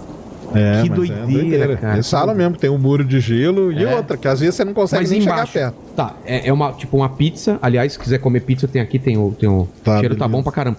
Então tem aqui a terra, tem como chama? O domo. E embaixo aqui, o que é embaixo? Tem o que aqui embaixo? Então, aí embaixo tem a raiz das coisas e tudo mais. Tá, mas tem uma explicação. Tem uma explicação. Eles têm explicação pra tudo. E a gente debatendo isso agora, né? Tá vendo? Tá vendo? Os caras conseguiram a gente falar sobre a Terra plana, cara. Sextou. Sextou na Terra plana, né? Terra plana! Cara, eu acho isso muito engraçado. E eu acho engraçado como tem gente que leva a sério. E muito a sério. E muito, não é pouco, não. E fica puto. Eu fiz um vídeo sobre Terra plana. Não é que fica puto, a galera cara. Eles dando ameaçam, dislike. cara. Eles te ameaçam. Eu vou te jogar por acima da Vou te muralha jogar, e você vai Não, desaparecer. cara, eu já ameaço, já quiseram me pegar, me bater e tudo, já Mas me falando ameaçaram. que você tá. É, tipo, você é um. Cara, falam que eu sou um. Não é capaz, herege, né? Herege. Falam que eu sou um vendido. É pra porque NASA. você faz parte do eles. Isso, entendeu? eu faço parte do eles. Essa grande. Eu sou da conspiração. Isso aí, eu sou da conspiração. E eu tô enganando, tá aí. Esse cara fica enganando vocês. Falam que eu tô enganando todo mundo, entendeu? Que eu faço parte da NASA. Eu falei, cara, primeira coisa, cara, se eu ganhasse 1 centavo da NASA, cara, eu ia ser o cara mais insuportável do mundo, cara. Que eu ia sair andando e falando pra todo mundo, cara, eu ganho dinheiro da NASA. Mas na cabeça deles, a NASA é um negócio de conspiração? Cara, então, na cabeça deles existe toda uma grande conspiração global. Não chegamos na mundial. Lua. Não chegamos na Lua. Jamais. Não, né? Jamais. Não tem nem como. Não tem nem como. Sobe. A Lua tá dentro, Tá né? dentro Não do tá domo. fora, Não tem nem como, entendeu? Pra eles não tem nem como como. escada, né? Exatamente. O mundo Truman lá, né? Isso. É mesmo, é o mundo de Truman, cara. Era uma redoma também. Isso.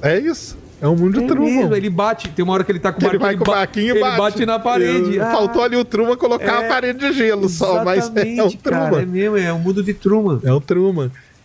Mas eles têm, cara, eles acham que é tudo uma conspiração global pra enganar todo mundo e eles estão vindo com a solução pra te libertar, entendeu? Então você estudou matemática, toda essa física que você estudou, cara, isso aí tudo foi feito pra te enganar, foi tudo colocado na sua cabeça pra, entendeu? E nós que estamos vindo aqui com a verdade, nós vamos te salvar, nós vamos te libertar disso. O louco é o seguinte, isso sempre existiu na história dos seres humanos, né? Sempre teve um pessoal defendendo umas coisas e a ciência correndo do lado, sempre teve. O estranho é ser agora, né? Com tanta prova que tem, porque...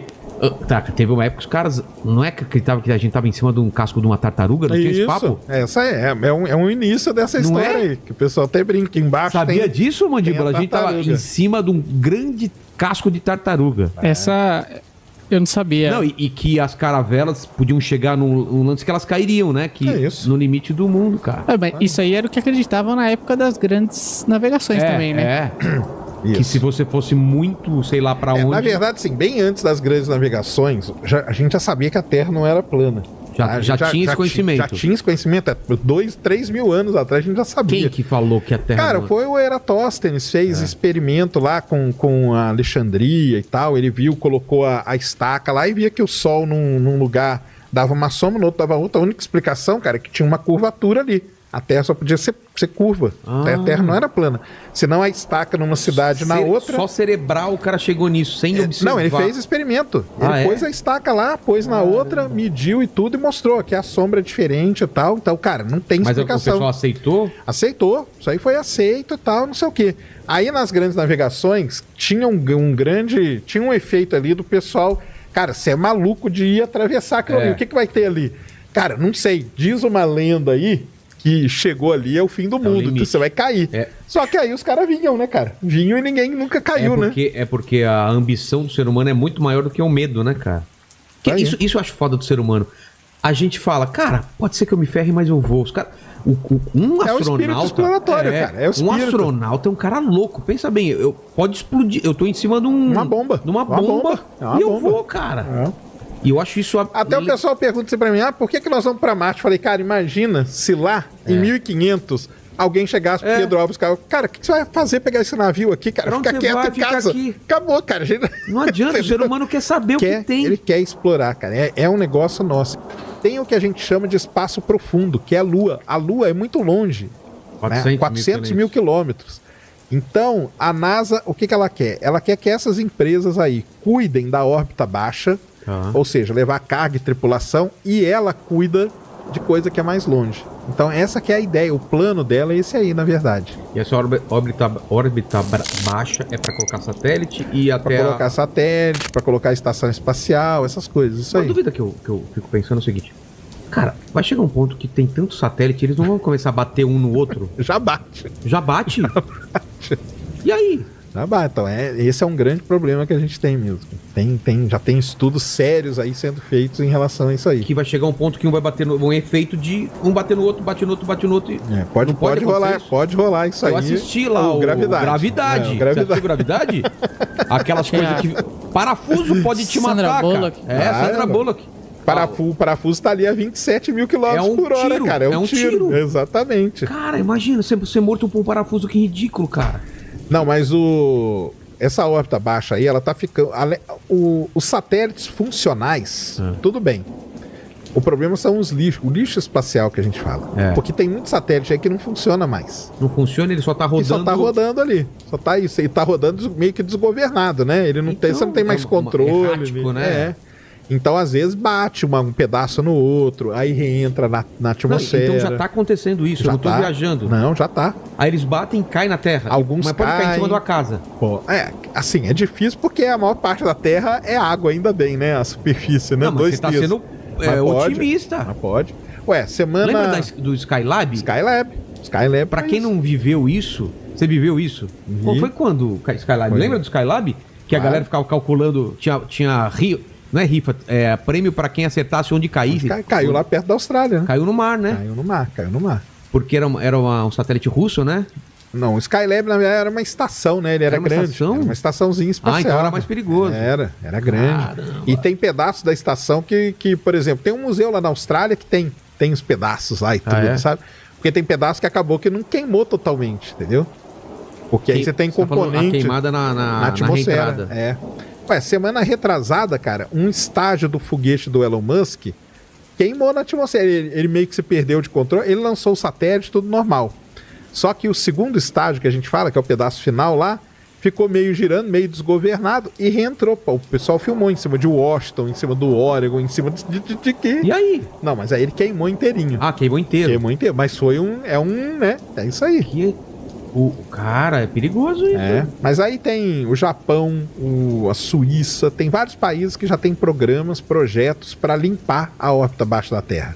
Você sabe de algum? Como seria tecnologicamente? É legal pra caramba. Uma então, rede? Tem um que é uma rede, você joga uma rede, ela... Não, isso aí não. O que você faz?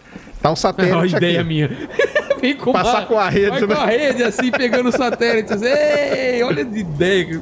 A ideia é o seguinte, o Japão lança um satélite, ele detecta o lixo espacial, aí ele joga uma redinha no... Mas é isso que eu falei. Você deu risada quando eu falei da rede. Ele joga uma redinha. Quando joga a rede, o que vai acontecer? O satélite vai aumentar o peso dele ali.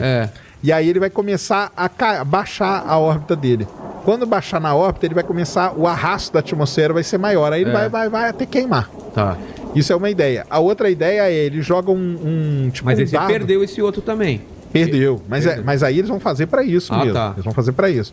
Tem outro que você joga tipo um dardo no satélite, puxa o satélite e os dois juntos ficam pesados. Não, eles já testaram Já isso. testaram? Já testei imagem, E cara. tipo um imã, que nem no pica-pau, um imã grande que atrai. Esse aí foi lançado agora. Esse Porra, não- pra ter essas ideias eu também tenho, velho. Lançar rede, imã, é tudo desenho do pica-pau. É tudo baseado em desenho de pica-pau. O imã foi lançado Falta só um agora. carinha lá com laço assim, ó. Eita! O imã eles lançaram. Cara, eu Só que adoro aí, ficar imaginando essas coisas. Qual que é o problema do imã? O imã é mais pro futuro, porque o satélite, quando você lançar, ele vai ter que ter uma placa. Pra que aí, quando ele... Qual que é a ideia deles? Você lançou um satélite hoje já com essa placa. Daqui 5 anos, quando ele parar de funcionar, a plaquinha tá lá. Então você pode lançar o outro pra grudar nele e aí cair. Os antigos novos não já dá. estão pensando nisso. Os novos já, mas os antigos não dá. Porque os antigos ninguém pensou na plaquinha do imã, né? Então eles estão lá. Mas aí o Japão tem essas ideias aí de dardo, de rede, tem várias. Cara, tem muita coisa. Isso aí é um problema muito sério. A Agência Espacial Europeia, a ESA, ela todo ano faz uma reunião, uma conferência só para estudar coisa, porque eles sabem que uma hora vai lotar isso aí. Não, e tá perigoso pros astronautas também, não tá? Também é perigoso para a estação. Às vezes tem coisa que vai na direção da estação E e, aí tem aí eles entram, tem coisa de emergência, É que nem tem no filme aumentado. Gravidade mesmo? Não, aquilo lá no Gravidade não pode acontecer, não. Aquilo lá Não? aquilo lá é exagerado, né? Tá. Mas é uma... Não, mas se um parafuso pegar na lataria lá do negócio... Não, aí sim. Se tiver um Faz parafuso estrago? solto, ele tá a 27 mil quilômetros por hora, Então? cara. Porque tá na órbita da Terra. Caramba. É isso aí. Na hora que bater... Mas a estação espacial, ela sofre pequenos pedaços de coisinha, pequenos micrometeoroides, que a gente chama, entendeu? Batem nela, batem Mas no... volta e meia os caras têm que sair e consertar que nem nos filmes ou não precisa? Não. Mas às vezes, o que tem aumentado muito são, tipo, alarmes de emergência. Aí os astronautas vão para as naves lá, se der algum problema, eles despregam e voltam para Terra. Volta pra Terra. De emergência. E abandona lá. Isso nunca teve problema nenhum, mas os alarmes têm aumentado. com o passar do tempo por conta disso, né? A órbita tá ficando... Você não consegue calcular que um parafuso vai bater, consegue? Não. Esse que é o grande problema. O problema do lixo espacial é esse. Porque o lixo espacial é esse negócio, tá ali, cara. Você não tem mais controle, você não sabe para onde que vai. Então tem os programas hoje que monitoram lixo espacial. Só tem telescópios aqui na Terra que estão apontados monitorando lixo espacial. Porque é um problema, sim. É um problema sério. A gente tá falando de quantos satélites rodando aí, mais ou menos? Cara, satélite funcional tem 5 mil. Aproximadamente, que funcionam. Sim. Esses aí tá beleza, a gente deixa eles aí quieto. Agora vai crescer bastante com os negócios do Starlink e tal. Agora, de lixo espacial, tem as estatísticas aí que tem uma casa de uns 25 mil pedaços de coisa aí pela órbita da Terra, entendeu? Cara, 25 mil. Fora os pedaços, né? Então, aí nesses 25 mil tem de vários tamanhos. Aí tem várias classificações que eles fazem. Tem desde parafuso até pedaço. Então já tá. Tem pedaço de tudo que é. Tem pedaço dessa mesa aqui rodando aí, cara. Aquela bola grande que tem, que faz o contorno do Golfo do México lá. É ali mesmo. Aquele tamanho todo? Ele bateu ali, isso mesmo. Caramba. Tinha 20 quilômetros mais ou menos de tamanho, de diâmetro, né? Foi um asteroide gigantesco. 65 milhões de anos atrás. Eu vejo às vezes uns cálculos. Se um meteoro de, sei lá, 1 quilômetro, né? Pode já faz ter. um estrago. Faz. Não sei quantas bombas nucleares. É isso mesmo? Porque aí vai depender de vários fatores, né? Vai depender da composição dele, vai depender de como que ele entrou, da velocidade que ele entrou. Como entrou? Em que na sentido? atmosfera da Terra. Dependendo do... Porque depende do ângulo que ele entra, depende da velocidade que ele vem, depende da composição. Porque dependendo da composição, ele pode se detonar, sobrar bem pouco dele.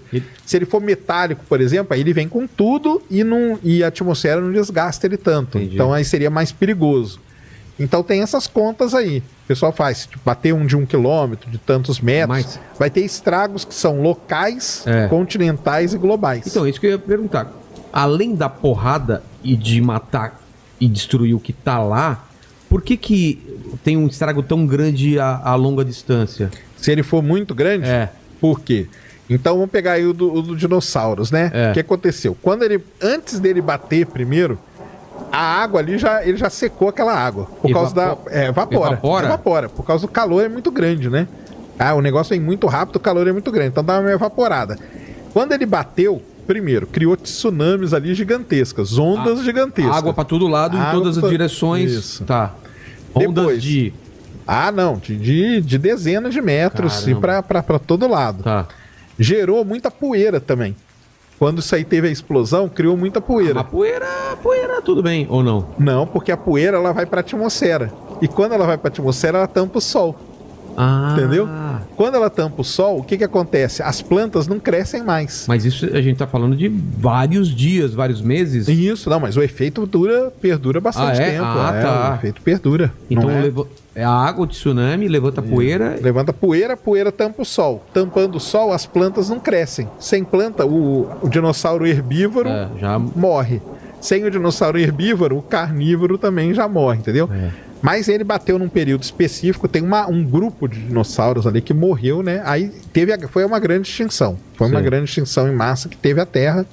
Foi nessa colisão. A terceira é considerada... Essa aí já foi uma, quarta grande extinção, isso. Teve outra já há muitos milhões a mais. Essa aí foi a 65 milhões, foi a última grande extinção que a gente teve, né?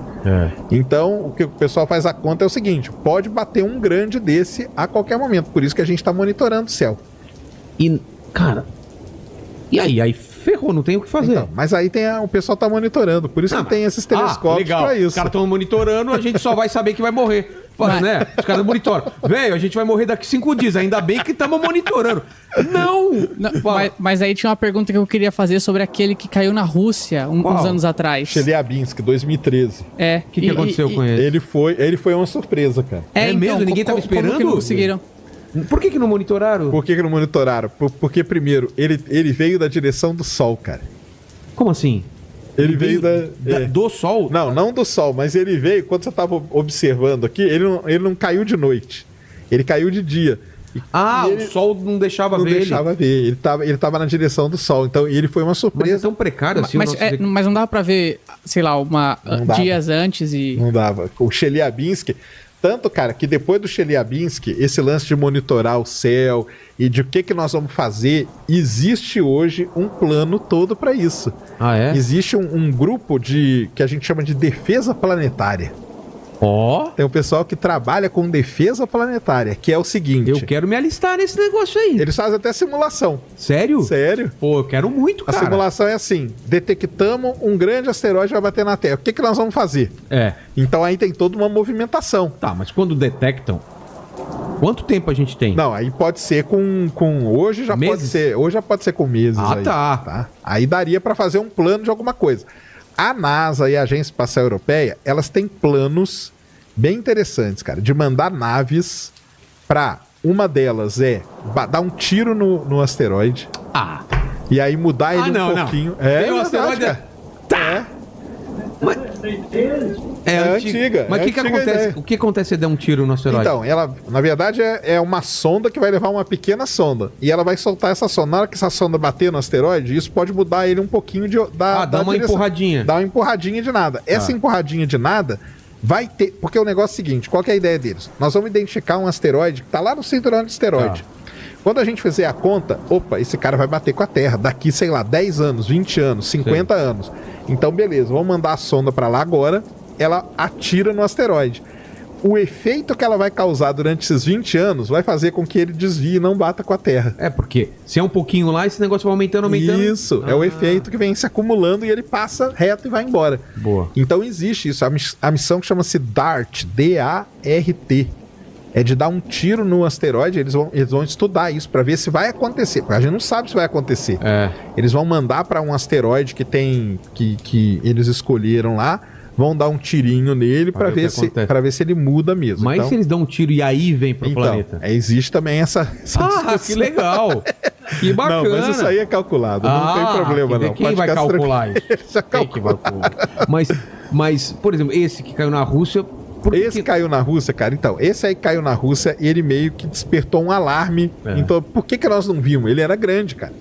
Ele era grande. Então, o que aconteceu com ele foi o seguinte: ele caiu e na hora que ele estava na atmosfera da Terra ainda, ele explodiu na atmosfera da Terra. Ah, ele não explodiu quando Não, bateu? Ele explodiu na atmosfera. E a onda. Não morreu ninguém, tá? Ah. Nesse aí. Mas a onda de choque dele quebrou um monte de vidro. Muita gente se machucou. Milhares de pessoas se machucaram porque quebrou vidro e tudo. Foi a onda de choque que ele explodiu na atmosfera. Caramba. E aí ele caiu no lago lá em Chelyabinsk. Mas o também pessoal teve uma recuperou explosão de e tudo. luz também. Teve. Luminoso pra Ué, caramba. Tanto que de dia, no meio-dia, as câmeras filmando ele, cara. eu O acho que eu vi. rastro. Ah, então eu acho que eu vi isso daí. É, Um 2013. negócio bonitão, assim. pá. Isso, teve. E na Rússia, o que acontece? Todo mundo tem a câmera no É. carro. Então ele foi filmado de todo tudo quanto é lado, né? de ângulo. tudo que é Eu vou ver ângulo. de Aquilo lá novo foi isso aí. legal demais. E só que aquilo lá despertou um alerta. É. Caramba, nós não vimos ele, cara. Por quê? Aí o pessoal começou a estudar e tal. Não, então nós temos que ter um sistema melhor para monitorar esses que vêm da direção do Sol, porque a gente tem uma região que a gente fica meio cego. É uma região de cegueira nossa, É. que a gente não consegue ver ali o que vem, mas pode vir um desses, e aí?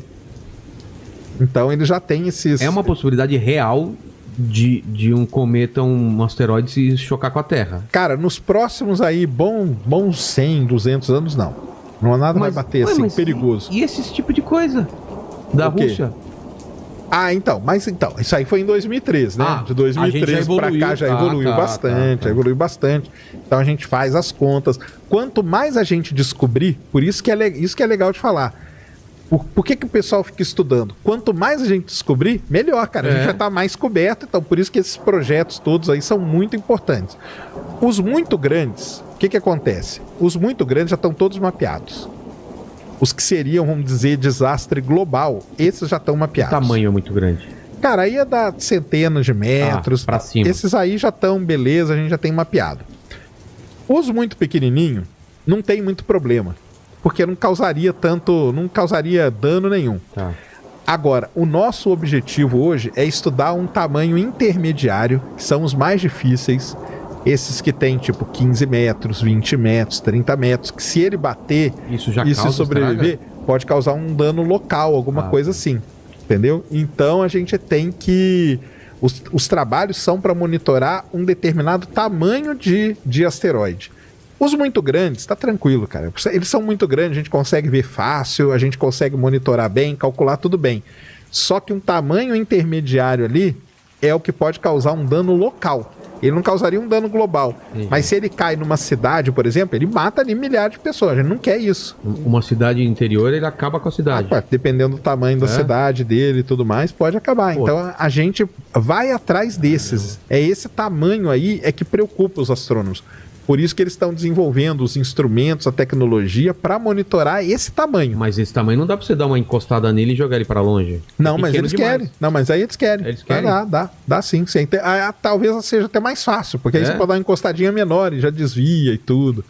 Então tem aquele todo negócio do esse filme dos caras pousarem. Não, aquele lá não existe, né? É do Escavadores. Armagedon, né? Armagedon. Os caras vão não, atrás de não. escavadores, velho. Em vez de pegar Aquele os lá, melhores... aquele lá foi instalar uma bomba atômica, né? Dentro do Não, eu acho que se fosse aqui no Brasil, os caras iam chamar youtuber. Pra galera fazer toda a cobertura. Não, vamos chamar youtuber. Fazer um vlog, né? É, fazer um vlog. Chamar o Cocielo, o Everson Zóio. Não, eu tinha que chamar o Ninja. O Ninja Aí, parceiro, como que é que ele fala? E aí, meu truta? E aí, meu truta, vamos explodir esse... Vai dar tudo certo Vai nesse dar tudo esquema. certo, meu truta. Seria isso mesmo. Então, assim, eu lia Ray Bradbury. Já leu Bradbury? Cara, é meu livro preferido, é Crônicas Marcianas. E tinha uma coisa maravilhosa que era assim, vou te dar spoiler, mas vale a pena. Os caras fazem uma exploração de Marte. Claro que ele é mais na linha poética do que científica. Não é que nem o Arthur Clarke, o Asimov, assim. E, cara, era bonito, sabe por quê? Porque você via várias levas de colonização de Marte e ninguém encontrava os marcianos. Aí o final, cara, é muito... Puta, é de arrepiar, cara. E o filho quer falar, papai, cadê os marcianos? Aí o pai coloca ele nos ombros dele, coloca nos rios, que eles acham um jeito de colocar rios lá, de tirar água de baixo e tal. Eles olham o reflexo na água e falam, depois de, sei lá, 500 anos, ele fala, ó, os marcianos aí. Eles vieram os marcianos, entendeu? Que nunca existiu, mas eles são os marcianos. Então é poético, mas é bonito pra caramba, né? Mesmo. Que o espírito humano de colonizar, ele acaba sendo os marcianos, os caras que vão morar em Saturno. E eu tenho visto muita ficção científica hoje em dia que já não coloca Marte, coloca luas de Europa, né? Qual outro lugar que Encélado. Encélado, que é a lua de Saturno. Então, por quê? Cara, então, isso aí mudou muito, né? Essa história de Marte... Marte é um planeta muito fascinante por conta de toda essa história, né?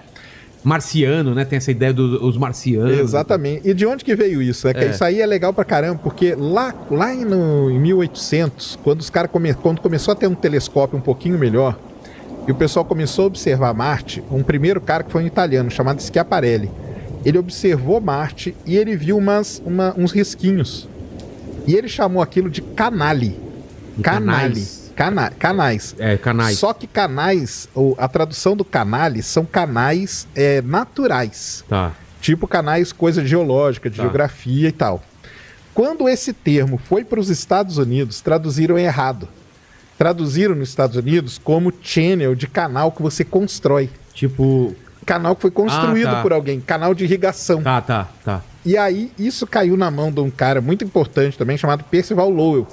Ele nem era astrônomo, mas ele era empresário e ele tinha um dos maiores observatórios na época. Ele investia muita grana nisso. O sonho dele era encontrar um planeta perdido no sistema solar. Acabou encontrando depois Plutão, foi descoberto lá no observatório. Ele que descobriu Plutão? Não, ele não. Ele só era o dono do observatório. Ele é o cara que bancava. Só que ele ficou fascinado. Quando chegou essa história da Europa, que Marte tinha canal, ele falou, cara, eu vou começar a observar Marte com o meu telescópio, porque ele é grande também.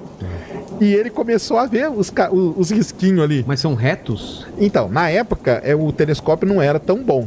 Então, na verdade, muitos daqueles riscos nem eram os canais, era coisa da ótica mesmo, da época, que acabou enganando eles. E qual que é o grande problema de Marte? Marte tem estação do ano, igual a Terra. Tem também? Tem. Então, se você observa ele numa estação e em outra, essas coisas mudam, essas feições, essas características mudam. O que o cara pensou aí, cara? Os caras estão plantando coisa lá e estão mudando as coisas de lugar. Caramba! Então, esse negócio aí de ter vida em Marte ficou por muitos e muitos anos. Quando a NASA mandou Eu sabia dessa história, faz todo sentido. Aí a partir dali veio toda Os a caras vão história dos observando e falar, marcianos. tá mudando Tá aqui, mudando. tem alguém lá. Alguém mora lá e tá mudando. Aqui os caras agora estão plantando pro lado de cá. Eles pensavam que eram plantações, que os canais eram sistemas de irrigação. Eles tinham certeza absoluta disso. Caramba. Certeza absoluta. Tanto que aí depois veio todas as histórias lá, a Guerra dos Mundos, Guerra tudo dos veio Mundos, nisso. Em 1965, a NASA mandou uma primeira sonda para explorar Marte, chamada Mariner 4. Quando ela mandou essa sonda, em 1965, pensava que quando a sonda fotografasse Marte, ia haver floresta lá. Quando a sonda passou, ela só deu uma passada, ela não ficou na órbita não. E ela tirou 26 imagens de Marte. Quando ela tirou as imagens chegaram e não tinha floresta nenhuma, os caras começaram a ver que era um mundo muito parecido com a Lua e tal, que tinha um monte de cratera e tal. Foi, de um lado, uma decepção, porque eles queriam ver as florestas. Cadê as florestas? E do outro lado, falou, caramba, então é um mundo totalmente novo mesmo pra gente descobrir. E é um negócio novo, você pensar, 1965 até 65... pensava que lá morava gente, cara. Pensava que lá tinha uma raça mesmo. Então é por isso, porque esses livros que eu tô falando do Bradbury e tal, é tudo antigo, é mais antigo do que isso. Isso vem de toda essa história aí. Então Marte acabou tomando conta de toda essa parte de literatura, filme e tudo mais, por conta de toda essa história. O que é esse lado escuro da Lua? Tem um lado que sempre tá escuro? Tem. Não é que tá escuro, né? Na verdade, a gente chama de escuro. Até o pessoal nem gosta muito que fala de escuro, não, porque ele recebe luz, né? Então. O que acontece com a Lua? A Lua, ela é travada gravitacionalmente com a Terra.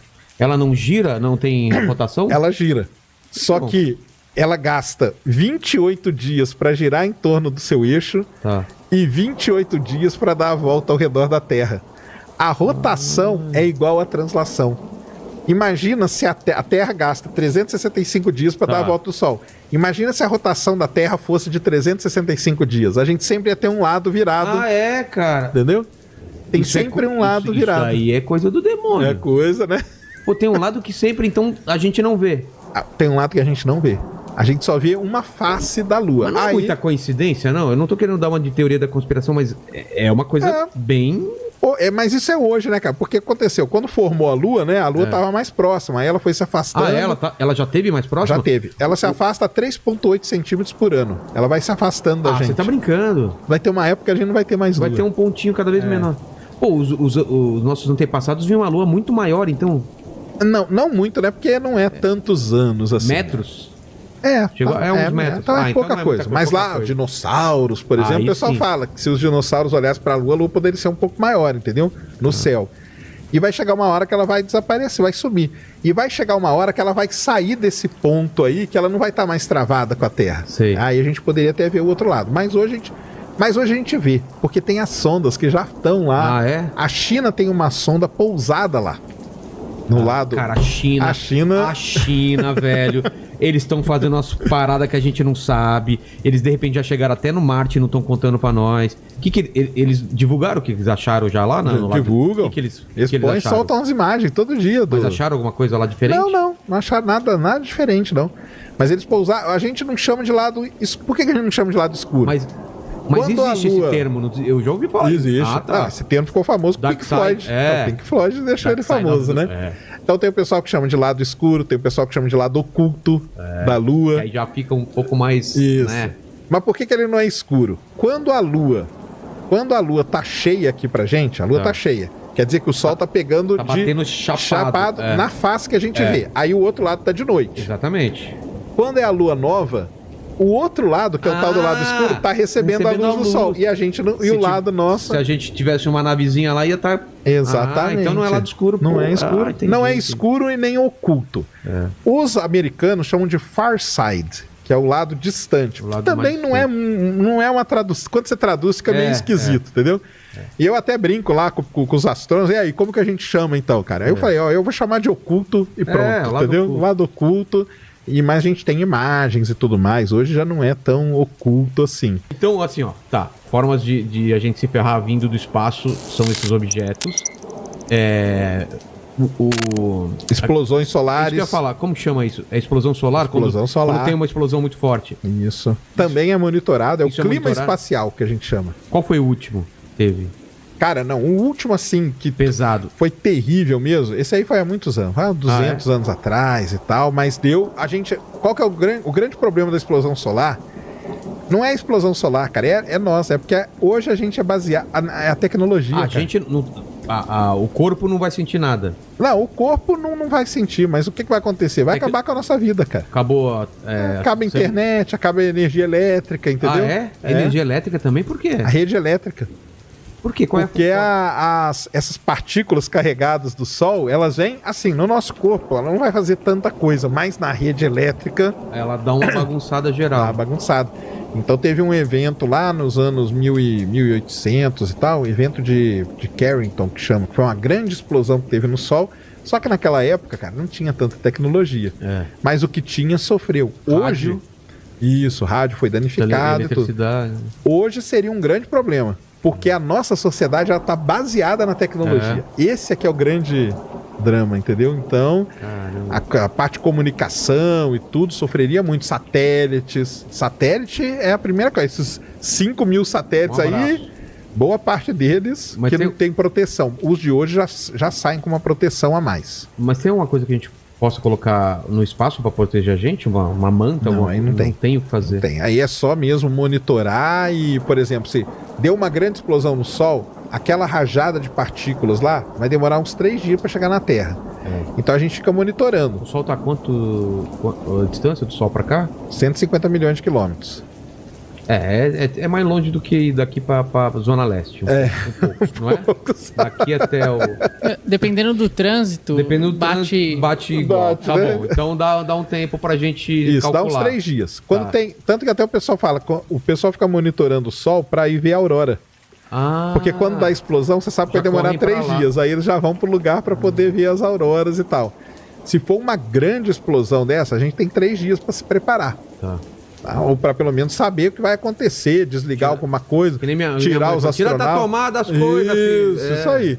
Tirar os astronautas da estação espacial, Caramba. desligar alguma coisa, fazer algum plano aí de contingência pra gente sofrer Mas menos. Não dá pra gente calcular isso daí.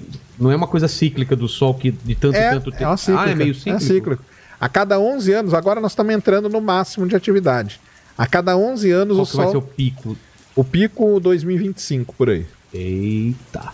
Veio o Mastral aqui, ele falou que 2024 que é o ano Que é o ano treta. treta. É porque ele fez parte de uma irmã. Aliás, assistam o vídeo aí. Falou que ele fez parte de uma irmandade que no 2024. Esse é o ano. o ano, cara. Então, 2025 vai ser o pico, mas isso é o que eu falo, cara. Essas coisas são monitoradas, entendeu? Então, o negócio do asteroide é monitorado, tempestades solares, né, que são essas grandes explosões, são monitoradas também. Assim, não tem lá muito o que a gente fazer, porque é uma coisa natural, né? Agora, e a nossa sociedade hoje está baseada na tecnologia. tecnologia. Aí a gente vai sofrer.